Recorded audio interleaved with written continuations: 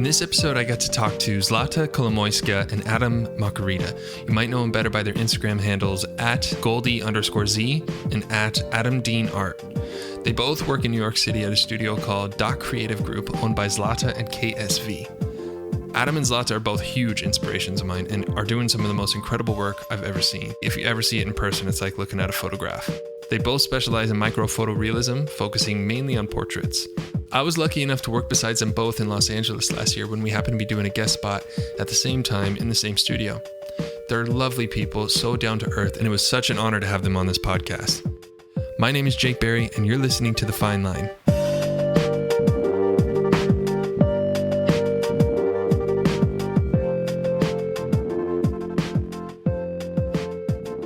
How did you get into tattooing? How did it all start for you?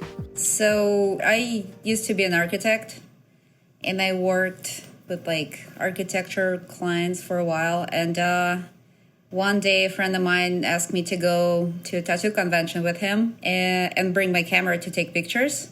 So I went there, and we just found a Russian-speaking tattoo artist who had a shop. And he looked at my work, and I always been doing drawings, body art. He looked at my work and he said, "I'll teach you." And I was like, cool. And I literally hang out at the shop for 2 months, and I start working after 2 months of being there. Her drawings are insane. We have some big, large scale pencil drawings, and I can grab them at the end if you want. And then architecture school too is half art school, isn't it? Yeah, helps with the line work. How long ago was that you started? 4 years. Wow. How about yourself, Adam? I was a senior data engineer, so I was a programmer before this, and I wasn't really, when I was a kid, I would do art. I was super into graffiti when I was in high school, so I was always doing that. But I haven't, since high school, I didn't really do much. I started making music, and I went to school for music. So I once I started really working on music, I didn't really ever draw anymore. So I wouldn't say I was really ever great at drawing. And then I basically had an argument with somebody about how well you can target. And I was like, you could sell anything. I could make a shirt that says blue cheese on it, and I could target it to people who are in wing clubs or whatever, all this stuff. And basically she was like, no, you're an idiot. You couldn't do that. And I was like, I'm going to fucking do it. So I started doing that. I made a website, bluecheeseshirt.com. And then, I was messing around on GIMP, which is free, cheap, open source version of, it's a photo editor like Photoshop. And I started just messing around with other things because I kind of liked the idea of making shirts, especially if I already had a website and everything set up. So I just kind of got into designing, and I liked it. And I've been getting tattooed for 16 years, so I've always loved tattoos. So my phone broke one day, and I went to the Apple store, and you know how they put you at a table and they say wait here and somebody will come and talk to you? It was right when the Apple Pencil came out, and I was messing around with it. I was like, this is really cool. I'll take one of these too. I was like, it'll be, easier than working with GIMP for working on shirts and stuff like that. So I bought it and I drew a picture, and I was like, I kind of did it the way you tattoo. I did a little stencil, and then I just rendered the rest of it. So I bought a tattoo machine and just started practicing and posting them online. Yeah, just all on fake skin with a $30 machine. I had no idea what I was doing. I just bought a bunch of different needles. I had no idea.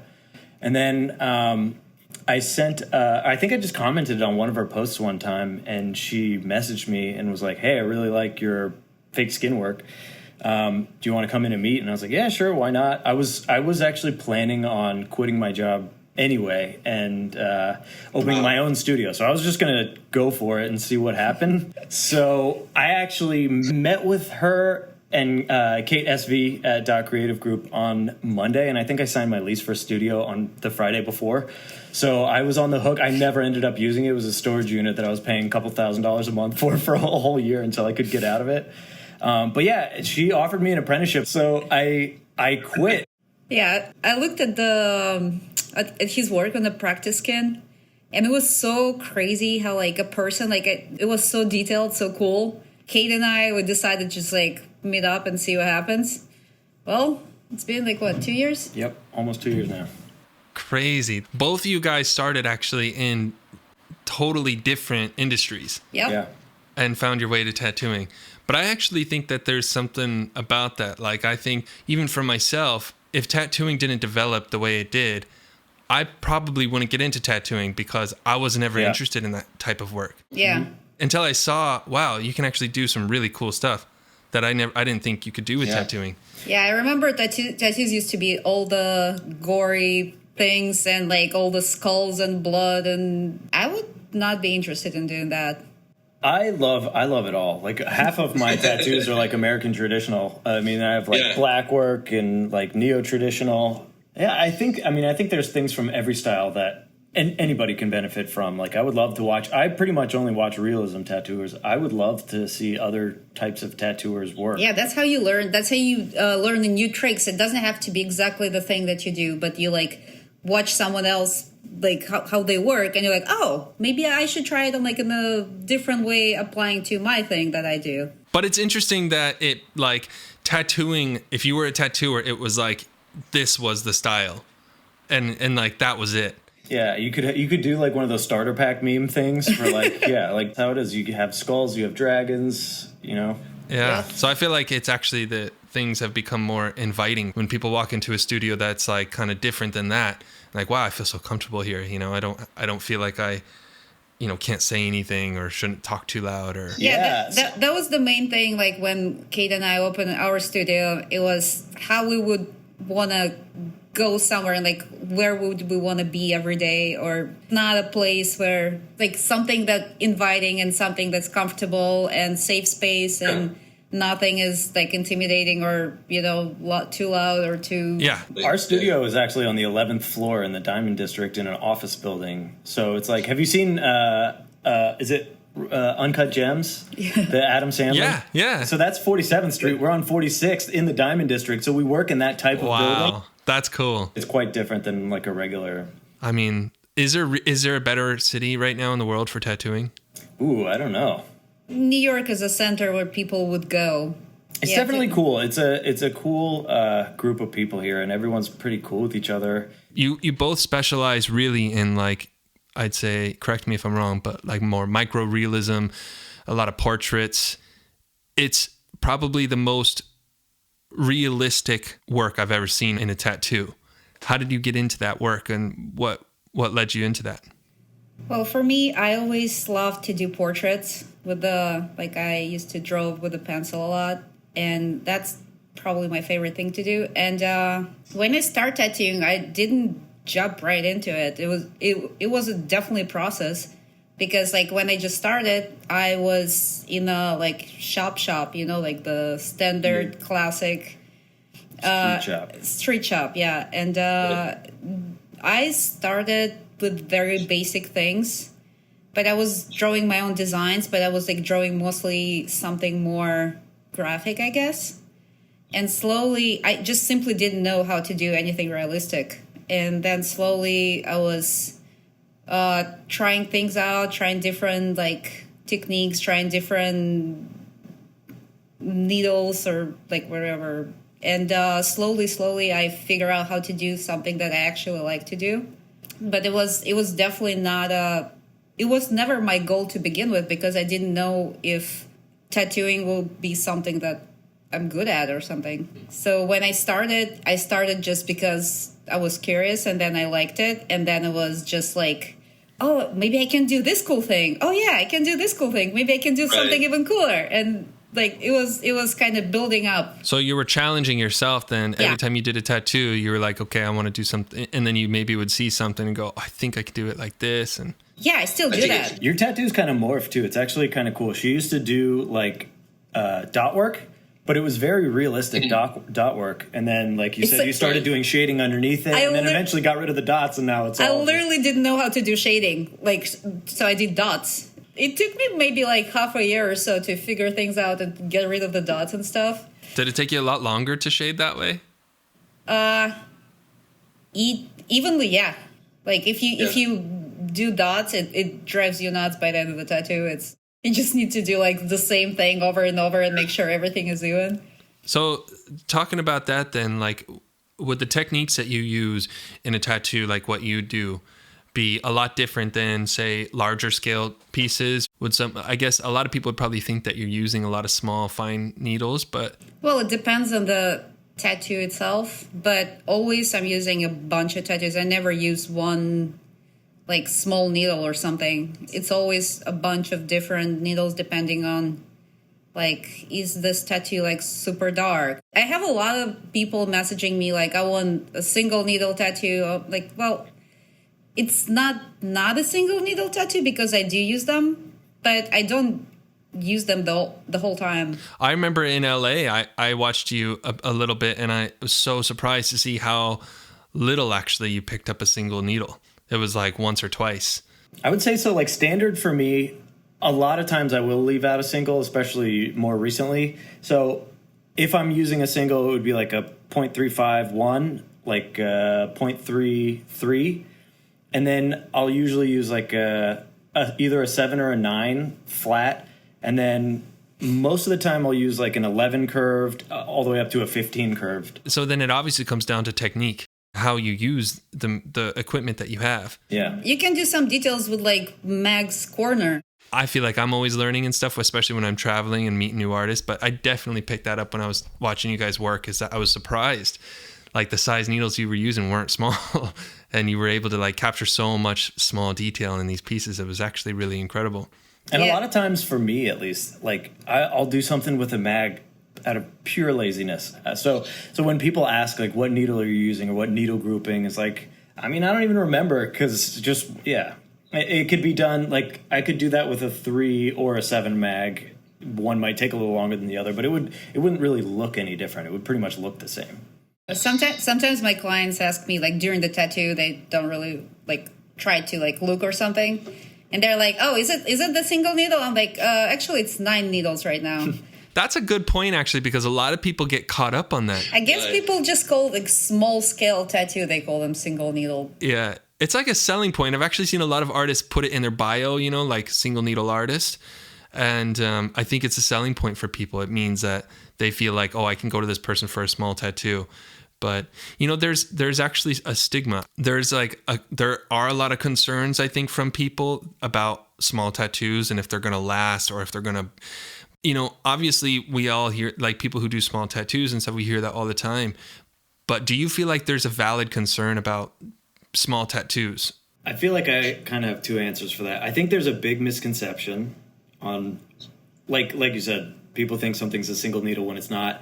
People will call something fine line. To me, fine line is not simply using a smaller needle. If you give somebody, like, I'm not picking on anyone, let's just say like somebody who does like American traditional or something, and you walk into a shop and the customer really pressures them, no, I really want it or whatever.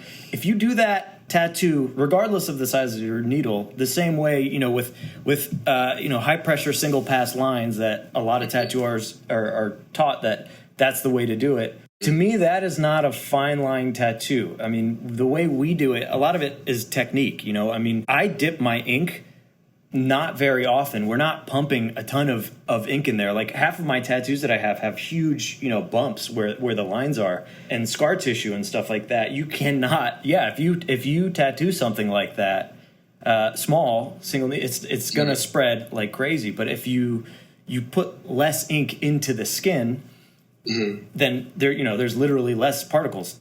I do think there are limits. You can't do, you know, a tiny little, like, you know, writing your name on rice at the boardwalk type deal. Yeah, I mean, it's not going to work. We talk to our clients about longevity every time they come in and say, this is what we recommend for longevity. Or even tell people sometimes, like, no, that's too small. We can't do it that small. We'd have to do it at least this size and for it to stick around. Yeah, I mean, like, I think there are a lot of bad small tattoos out there that have put people off of small tattoos. You know, they exist and we all have seen them. And we've seen either them fade and fall out because they were being either too careful or whatever with what they were using, or they blew out. And I feel like there's enough bad small tattoos out there to be a concern for people. But it's just not something that everyone does. But I think that a lot more artists could do it if they knew how. Yes. Yeah. Exactly. And also it's like everything is pretty much after you're done tattooing, everything else is on the client, whether they're going to take care of it or not. And if you see like a bad small tattoo, it doesn't mean it was done bad. It may be it was not cared of. Yeah, I think aftercare is so huge, and I think people don't take it as serious as they should, because they're, and like you can kind of tell when you're talking through aftercare with your clients, and then they start to kind of look somewhere else. You're like, oh, I lost you, but you have to pay attention. I've actually thought about that. I've thought about starting to go over aftercare while I'm tattooing. That way I have like a captive audience that can't go anywhere. You know what I mean? Like, hey. Yeah. By the time you're done tattooing too, if it's a long session, I mean, who wants to like, your brain's fried. Yeah, that's true. My brain's fried. Sometimes I fumble when I'm telling, be like, you know, it's online. Yeah. I'll tell you the basic points, but I'm probably going to mess this up a little bit. Yeah. But like the importance of a tattoo healing properly and the way it looks when it's healed is like everything. Do you think that it's Instagram's kind of taken away from that in some way? A little bit, like especially when you see tattoos that being like photoshopped a lot, and being a professional, you can tell, like you can see something was messed with, but people who just look at the Instagram picture, they look at the picture, then they don't know what to look for, or like, so a lot of times there are like a few people that like been out there who like mess around with their tattoo way too much, and people love their work just because how it looks on the picture. But when you actually see the actual work, it is what it is. Yeah. What do you guys think about Instagram though with tattooing? Do you think it's a good thing for tattooing?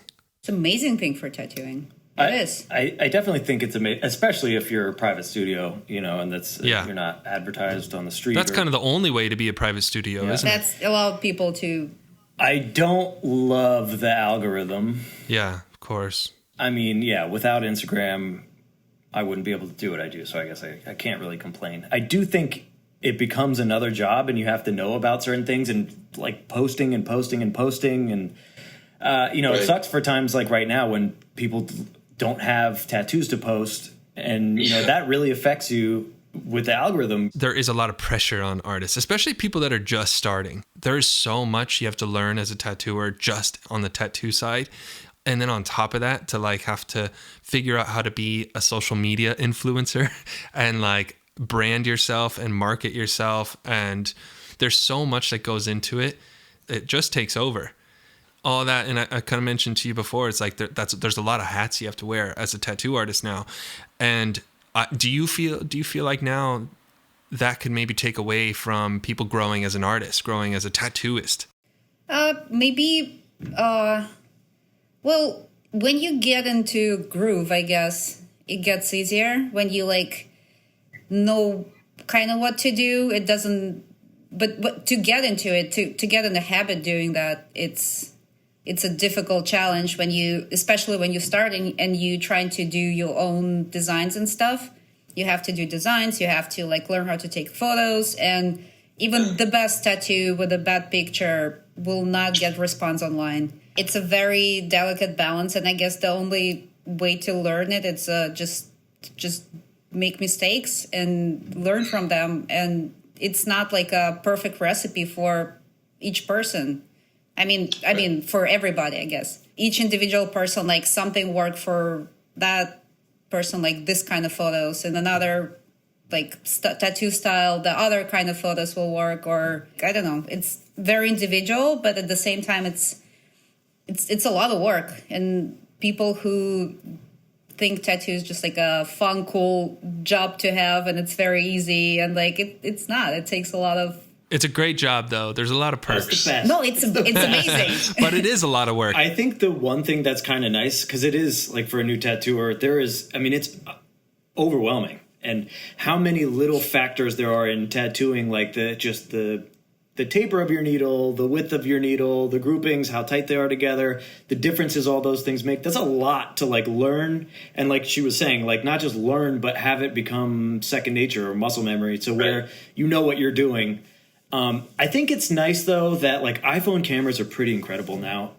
If you want to stand out, you kind of do have to create content that's visually pleasing for people to watch, but I actually like that aspect of it. So I cut my hand pretty bad like a few months ago, and I couldn't work for like 2 weeks, and I got super into like learning photography and videography. I bought a new camera and all this stuff, and that's a whole thing too, similar to tattooing, where there's so many little factors but I love that stuff. I mean, that's what drew me to tattooing. So I think it's cool. I get to now, like, I would never have a job where I get to do video or editing. And so now, you know, I like make songs for the videos that I'm doing and stuff like that. So I love it. I mean, I get to shove all my stuff in people's faces, which is great for me. But it's definitely a lot. And I do feel like it's a second job. And sometimes the videos for me editing and transferring, and by the time, you know, I'm done with the tattoo to the time that the video is done, the video takes nearly as long as the tattoo took. I mean, you come home and then editing for hours and hours on top of that. It's definitely. I mean, I know what you mean though. There's a lot of creative outlets in tattooing. Like you can kind of get real, like have a lot of fun with like either editing a photo or editing a video or putting stuff together like that. But I think in one way as well, for you guys especially, it's kind of a unique thing because you see a lot of tattoo artists, right, that kind of sell themselves as well. They kind of sell their lifestyle in their social media, and that kind of is a part of the package of their going to get tattooed by them. You kind of feel like you're meeting someone, you know, you're watching their life and stuff like that. But what's so cool about you guys is like there's not a lot of that. There's a little bit, but it's your work. I feel like your growth and why people come to you is because you're so good at tattooing. So I actually want to change that a little bit for us. Like that was part of getting into, like, because, you know, I like this is great. I'm having a blast doing this. I would love to do more stuff like this. I mean, we're not going to be like Rolex, look at my, you know, $6,000 cat that I bought and all this. Both of us are like huge goofballs. We're not, you know, if we did put our life in there a little more, it wouldn't be typical. I don't know. I think personality can sell, you know, can be huge too. I mean, I've gotten tattooed by people who are nice. I've gotten tattooed by people who are indifferent, and I've gotten tattooed by people who are assholes. And it, you know, the first one is definitely more enjoyable. Yeah. Yeah. I mean, I think there's something to be said about like being familiar a little bit with who you're going to get tattooed by, like you're saying.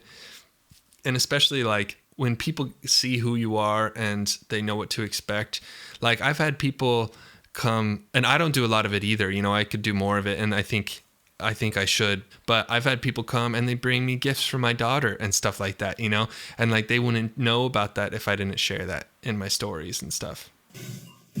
Oh yeah, that's what I got from my one of my clients. I tattooed like a deer on him, and he's like, "That's from that deer, right?" I'm not sure if it's from that exact deer, but it might be. It's so cool. It's just like a random thing that's so probably cool. Would never happen in a regular job.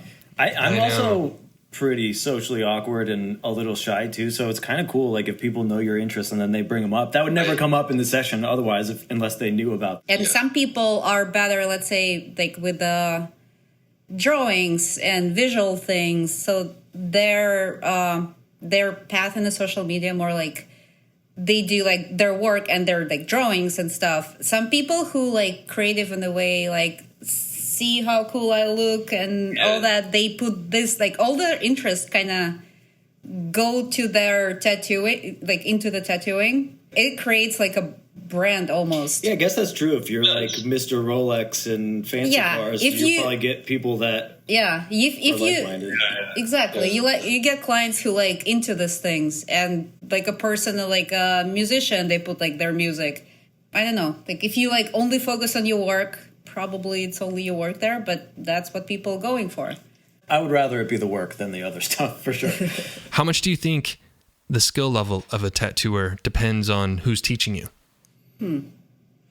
I think it depends on if person want to try something new or if they're like very set-minded. Like, so if someone show them something, it's like the way it's supposed to be. But I feel it definitely, like getting into tattoo, I think it will affect at least your early work a lot. Later on, if you separate from your teacher, you can figure your things out. But it used to be like people used to go to the shop, get an apprenticeship taught by one person, and then work with the same person who will like supervise them. So they would not, I guess, try something new for themselves. And I feel like I was lucky when I got my start. So the person pretty much showed me how to do like sanitary things, how to like set up station, like cover the tattoo machine, like how all this like safety things work. And then I was pretty much left on my own. So I had to figure out my own things. I was never like, I watched people working there, but it was never like, you only have to do this that way. Yeah, I don't know. I think that's, I think there's definitely something in your, I mean, it's not obviously your eyes, but like you have to have the eye, I think. But like for me, I was already tattooing like just on practice skin when I met her. But then it was kind of like the refinement and like calibration of that. Like there's stuff that you can do on practice skins that you can't do on skin that I didn't know when I started, like building up certain gray washes. It can be, you know, you can make a light gray wash very dark, but it's not going to heal like that. Things like that.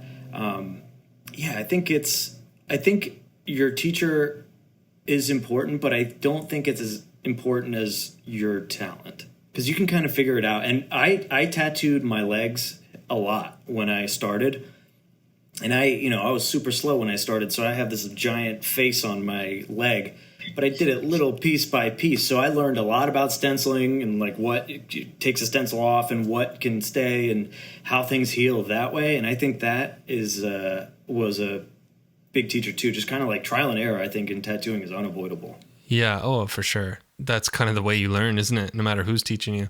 Yeah, you mess people up. But I do think there's an advantage for sure. If someone, say, was learning by one of you guys, I try to stay away from negative talk, right? But like, there's a lot of people out there teaching people how to tattoo that shouldn't be teaching people how to tattoo. Oh, I agree. I think it's kind of like, what is it? The Dunning-Kruger effect or whatever, where it's like the more you know about something, like the less you think you know, and sort of it's a curve. Like in the beginning, when you don't know anything, you don't know anything, and then you kind of get some, and then you kind of overestimate your abilities. And and I think a lot of that, like, I think a lot of people who would be good tattoo teachers think they wouldn't be good at teaching tattoo, and so they don't. So I think that plays a part in it too. And yeah, I don't know where, I think that's a totally separate drive. I have no desire to teach anybody like one-on-one, maybe down the road, but I mean, I would have no problem helping out here and there with some things, but I don't think I could be the sole person responsible for teaching, apprenticing somebody. I mean, I'm too young anyway. I've only been not young. I'm too new anyway. I've only been tattooing for 2 years, so it's way down the road anyway. But I don't know. I also think I'm a bad student too. Like I will now 2 years into it be like, oh, you remember that thing you told me when I first met you that you've been screaming at me to do? Like, yeah, I just did that, and let me tell you, it works. Yeah. That's funny. Yeah, it was actually never my goal to like teach. I can only offer to like share what I know. Tattooing is such a personal thing. You never, like, same thing doesn't work for two artists. I can only say what I do and what works for me. And if it works for you, that's great. If it doesn't, try something else that fits your, like, whatever, better. I feel like people need to get it out of their heads that it has to be a certain apprenticeship. I've been hearing, like, you have, before tattooing clients, you have to apprentice for 3 years and then 5 years of something, and then maybe you'll become like a junior tattoo artist. I think it's such a can we say bullshit? Bullshit, yeah. Yeah, so it's such a like ridiculous thing that people make you believe. As I'm saying, I literally started tattooing clients after 2 months hanging out around the shop. And the only reason why I waited for 2 months, because in New York you have to get a license to tattoo people. So I was waiting for my license to come in. The second it came in, like, meanwhile I was practicing on like not live things, I guess. And like, you only learn when you do tattooing things. You don't learn it by cleaning the shop or like whatever. And I'm not saying that everybody should like jump into tattooing, because it's like you have responsibility, like putting something permanent on people. But it like, if it's really, really like your calling, I think it should be like, there are other ways except like 3-year apprenticeship. It's not how it's like should work.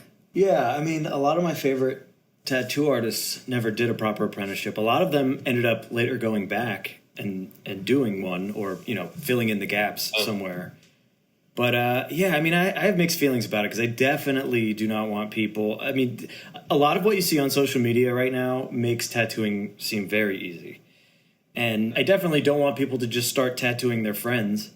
But like, there was a guy that I found on Instagram. He just drew on napkins, and there were portraits and album covers and stuff like that on Starbucks napkins, and they were incredible. And that's, you know, pretty similar to single needle tattooing. With a pen, it's, you know, just pressure.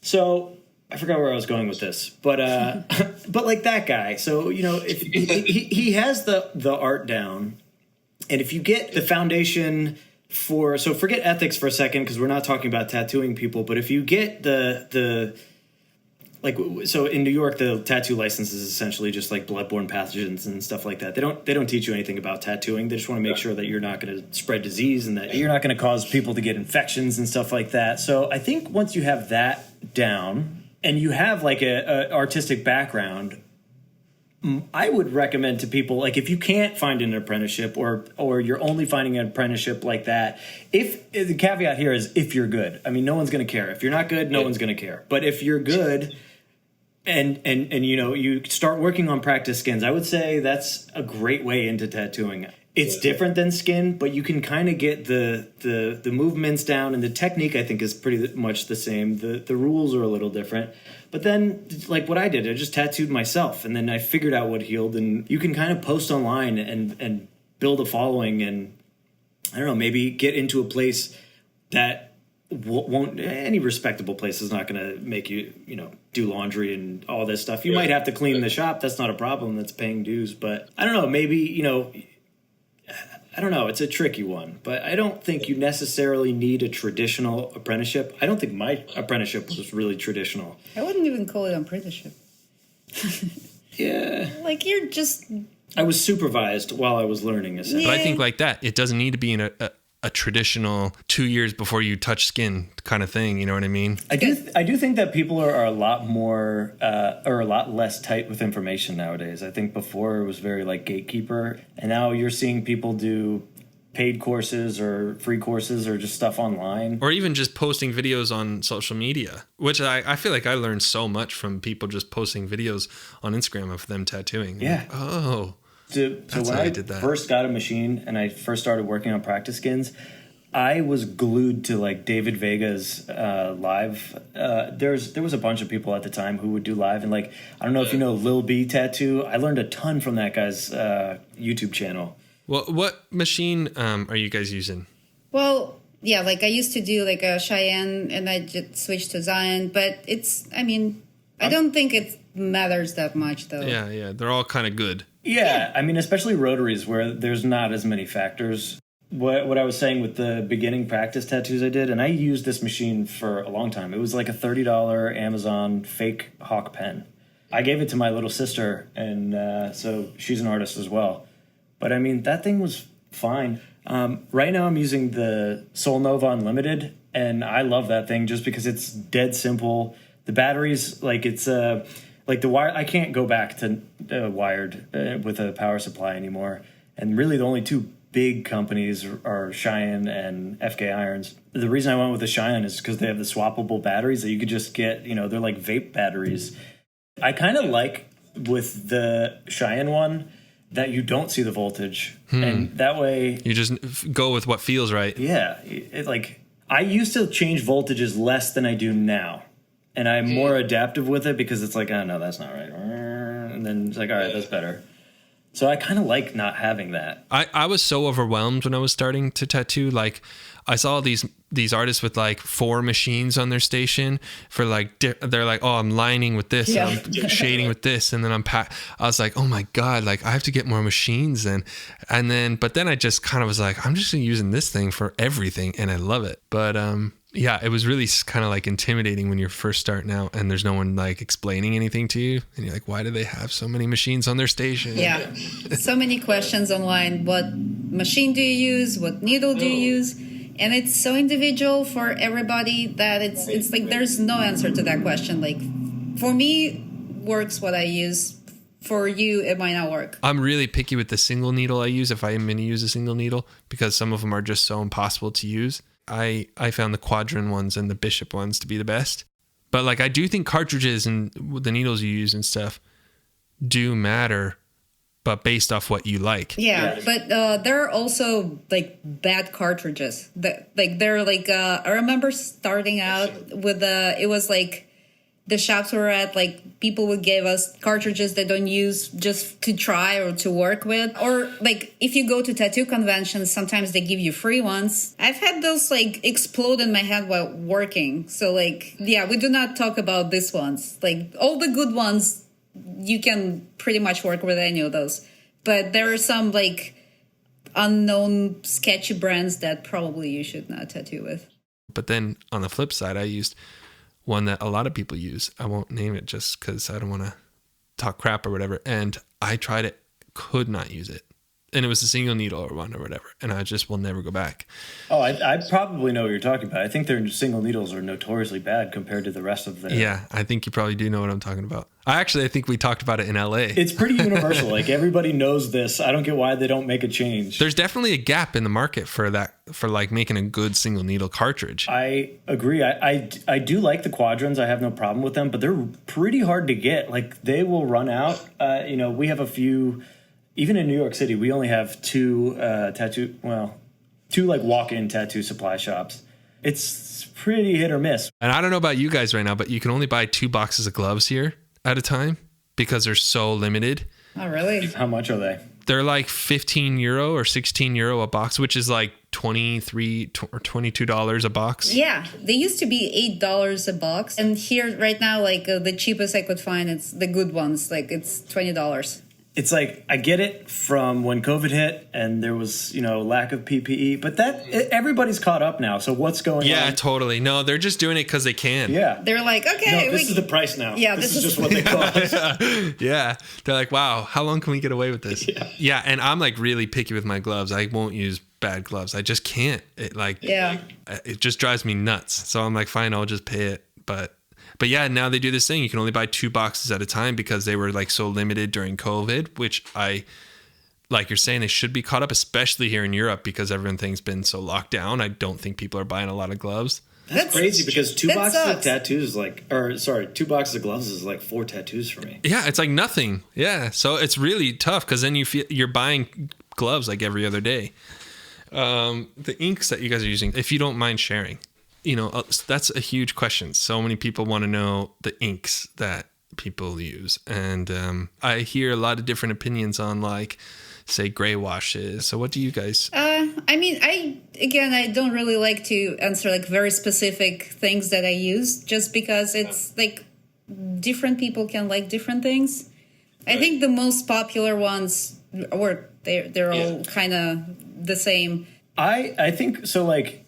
As far as brands go, I haven't noticed that much of a difference. So I used to just use Panthera Black, and then they have like a dark gray wash and a light gray wash. The reason I went with those, though, was because I like their ratios. I kind of don't love switching too much what I'm doing with gray washes or ink brands, just because I want to know, one, you get comfortable with it, you know how it heals, that's good to go. But if I'm switching too much, and a tattoo comes back that looks less than I want it to look, I want to know what that was. I just stick with Panthera because it's fine. Like, it works. I don't think it's an amazing ink. I don't think it's better than any other inks. I like the level of pigment in their dark gray wash. I like the level of pigment in their light gray wash, and I've just gotten familiar with them. I have switched. I just wanted to try it out because we had a guest artist come in, and I tattoo one of their clients, so I see their healed tattoo a lot, and it's so nice and dark. It was just dynamic. So I just bought a bottle of dynamic, and I honestly don't really notice a difference. I'll use it until it's done, and then I'll probably just go back to getting the set just because it all comes together. But I mean, I don't know. I even have, like, we did a test. There's probably no point in showing you this, but I have 2 lines right here because I wanted to see the difference in how the dynamic black healed and how the dynamic triple black healed, and they look the exact same. So, I mean, it's just a line, so maybe in shading or something it's different, but yeah, I don't know. I don't switch that up too much. What do you use for washes? Depending on what I'm doing, like if I'm doing, because my style changes a little bit, like I kind of, some weeks I'm doing a lot of flowers, some weeks I'm doing like realism or portraits or something like that. So it depends on what I'm doing. But if I'm doing like flowers, I'll just put black in and like maybe some water. I almost would use like a dark gray wash as a finishing touch. You know what I mean? Because it does end up healing light. Now I've actually been using just black and just like applying different pressures and stuff like that, which has been fun. But I think I'm trying to find my balance. I do think there's a balance, because if you do all black, I think gray wash gives like a nice tonal separation and smoothness as well. Like you can definitely do different tones with pressure, but I don't know how to describe it. There's something different about gray wash where it just gives a look that looks... It's so soft. Yeah. It's also different on the skin you're working with. Sometimes I have like a gray wash set in front of me and I use only black. Yeah.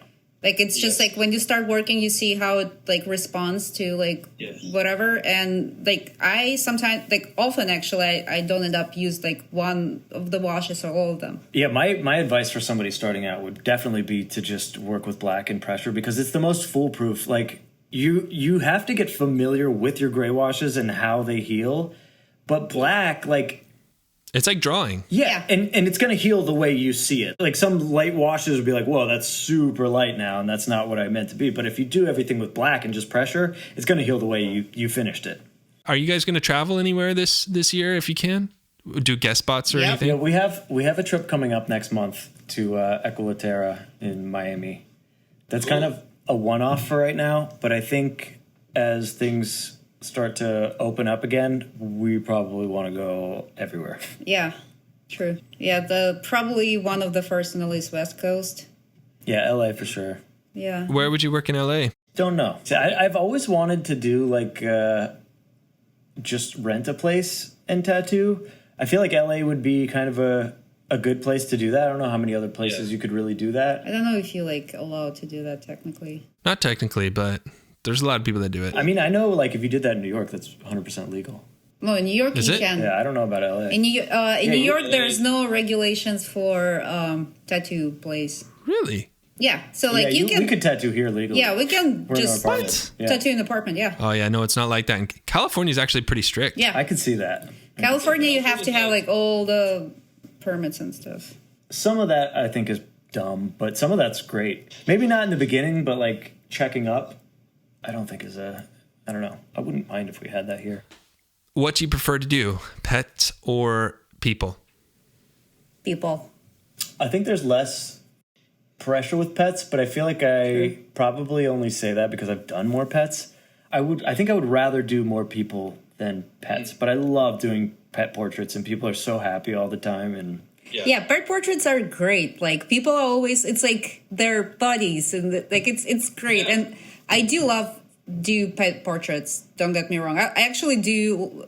I love to do everything with eyes, I guess. Yeah, I just prefer people because it was like a thing I started with. I always drew people.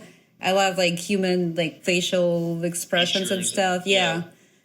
I love goofy stuff though, and I feel like I get a lot of goofy dog requests. Like you just got one that was ridiculous. Yeah, it was so and I love that. Like I love a ridiculous tattoo so much. So when you can like play around and mess around with it, like it's not disrespectful because it's not someone's like dead grandma or something. It's yeah, I know what you mean. You're not going to put like a dead grandma in space. Yeah, like, with like a grandma in an astronaut helmet. But is there any sort of styles or different subjects or anything you'd want to focus on more? Yeah, did you see that big practice tattoo that I stenciled on my Instagram? Yeah. I want to try it. I don't know if I'm going to like it, and I don't know, like I feel like I would have to know somebody a little bit before I would agree to do like 20 sessions with them. But I would love to do like just, big old, still very detailed, still like a bunch of people, but like old Renaissance paintings and stuff like that. Yeah, I would like to do that. Yeah, and I would love to do more. I used to do that before I learned how to tattoo, I guess, realistically. I used to do a lot of like surrealistic designs. And because right now it's like such a like overwhelming, like with people, their pictures and all that, like it's been a while since I do like something like designy. And I would really like to do something like surrealistic and goofy, and something like, I don't know, something like what people normally wouldn't do. Like not just like a straight up portrait, but something like more creative. And I would love to do more designs as long as they're not like the same ones you see everywhere. Yeah. Right. Like if it makes sense. Like it's like so many things right now are like way too much in the same direction, like with the designs that people do. So like I almost refuse doing it right now. It's hard as an artist, isn't it, to like find something new in that Exactly. world, because a lot of clients come going, I want something like this that I've already seen. That's why I think they get passed around so much. And also like you, like when you like as an artist follow a lot of artists on social media, and sometimes you just like look at a bunch of things and they kind of get into your head, and when you need to do like design something Subconsciously even. yeah, and it's like not even like reference to a specific thing, but something maybe like in your brain like you saw some time ago, and it is hard to like come up with something original. Yeah. But at the same time, like putting together new, like trying to find new things is good. Like trying to put like together new designs are cool. Like, or doing like something with something that's been done, but like interpreted your way. Pretty much everything I do is like, if it is a design, not and rather just like a portrait or a dog tattoo, it's all photo collage. And I think that's all I would ever really want to do. I don't know. I'm not, and this is probably the worst thing I'm going to say on this podcast, and she gives me shit for it. I am not a fan of drawing. Like, I don't get enjoyment out of drawing. If I want to do something, I'll design it, and then I'll do like a practice tattoo of it. Like, she draws like every tattoo. I don't draw every tattoo. If it's not designed, if it's like a picture, I would do a stencil. I print out a stencil that I'm going to use in the person, and I draw on top of it to see like where the dark and light. But I pretty much draw every time before tattooing. I don't know if this is going to like focus, but here's like her pencil drawings. Oh my God. So yes, I like pencil. If I can get in. It's like this is like pre-tattooing gold. Yeah, it's. Holy, how come you don't post that? Well, it is on my Instagram, but you have to scroll down a bunch. I should repost this. Yeah, it takes forever, but it's like, for me, it's like the best feeling. I don't know. Well, when I did this, like I've done quite a few big like drawings like that, but they like suck energy out of you. Like when you finish drawing something that big, I remember I did a series of drawings. It's like back before I moved to New York, and I couldn't draw for like a year at all because it was just, I was drained. Yeah, I kind of like that about tattooing, that literally the medium that you're doing art on has to go home at some point, so you have to let it go. Like with that, I feel like if I was doing something like that, it would take me forever because I would go nuts over every little detail And like a limit of pain, you know, like if you're tattooing someone, they're just like, okay, that's enough now. It's also a good thing to know, like learn as a tattoo artist, where is the limit when you have to send a person home. Like, it's only been like a few times for me, but sometimes people just can't take pain or something, or the time gets ridiculous and you just have to like... diminishing returns at that point. If I didn't have to work, I'd probably finish a tattoo and be like, oh man, I'm exhausted. I'm not doing that for another month. No, it would be great. How nice would it be to do one tattoo a week? Yeah. I'm restored by like the next day. If it's like too long of a tattoo, I need one day off, and then like I'm like, yeah, give me more. Who's 3 artists that you would love to absolutely just love to get tattooed by? Oscar Carmo, Mac's brother. I'm going to exclude her from this just because... Well, you have my tattoos. Yeah, I have tattoos from you. There's so many. I don't know. I like, as far as just like wanting to watch someone tattoo, there's this woman, Ellen Inc., ELLYN _Inc., and she's probably like of this style, the smoothest color realism I've ever seen. I just want to see her work because the last I heard, she's not even tattooing full time. So it's just, She's incredible, yeah. Yeah, I don't know. There's so many people that I would love to get tattooed by, though. Those are good. Those are good ones. She doesn't have tattoos. I don't know how to answer this question because I don't have any, and I don't really planning to get any. So it's like I love a bunch of artists. It's like ridiculous. Like pretty much every artist who I follow on Instagram. If I follow you, I like your work. Yeah. So it's any of those people, I guess. But yeah, no. Ooh, 92 Blueprint. That's definitely one. In all, yeah. I know you said 3, but I can't just. I know there's so many. Inal Bersekov for sure. 92 Blueprint is great. Snuffy. I want to get tattooed by Snuffy. I don't know, man. There's so many. I mean, a good way to do it is trading tattoos is super fun. Inal too. When we went to his seminar, we were like, they both don't have any tattoos. Like, you guys should do each other's first tattoos. We're like, hell yeah, let's do it. Inal was like, let's tattoo each other. Like. Yeah, I didn't have many tattoos when I started for like years, like 3 or 4 years. I only had one tattoo. I got my 18th birthday, just as like an 18th tattoo, and then now I'm only just now like starting to get more tattoos and stuff, and they're only on my arm. I'm planning to keep it going, like especially when I guest. Like I'm gonna try to like. Yeah, that's the way to do it, I think. Yeah. It's like AJ has like the craziest collection. Yeah, he's got a great collection, doesn't he? Yeah. Cool, guys. Well, this is super fun. Thanks so much for coming on and doing this with me. You guys are doing some really, really, really cool work, like some of the best out there. And it's really inspiring to myself, and I know to so many artists out there that are watching you guys work. And that's probably why you get so many questions about what you use, because everyone wants to be doing what you're doing. So keep it up. And thanks so much for talking to me. I hope to see you guys in New York soon. And vice versa. If you ever want to come to Ireland, you have a space. Yeah. So, that's actually my cousin I told you lives over there. So we'll be over there. I'll definitely, Ireland's not that big. We'll figure something out. It would be really cool to hang out in Ireland. Yeah. I'm on the West Coast, which is like kind of a must. You must come here if you're in Ireland. So it's like one of those, like, you have to see the cliffs. Yeah, I was going to ask if it's like where the cliffs are. The driving is terrifying around there. Yeah, especially in the countryside out here. Barely enough for one car, but they're two-way, and then there's trees and woods everywhere, and they turn like this, and you have no idea. That's like where I live. I live out in the countryside, and it's like that. But you get used to it pretty quick. But no, we'll do something. As soon as the country opens up and you guys are able to come, please come, and I'll show you around. We'll do some cool stuff. Cool, man. Awesome. I'd love that.